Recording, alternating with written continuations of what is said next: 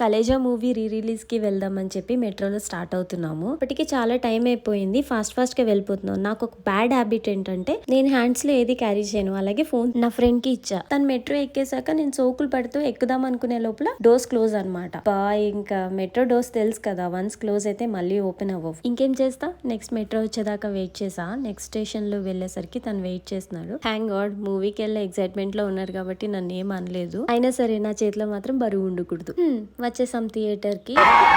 మనకున్న stress levels అన్ని చిట్టికలో పోతాయి తెలుసా ప్రీ రిలీజెస్ అంటే. అండ్ ఈ సాంగ్ కి ఉంది థియేటర్ లో సందడి.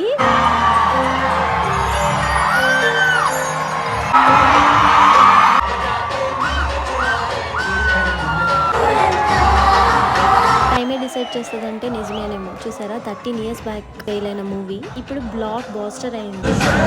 ఈ సాంగ్ అయితే గూస్ బంప్స్. అసలు మీ ఫేవరెట్ రిలీజ్ ఏంటో కామెంట్ చేయండి.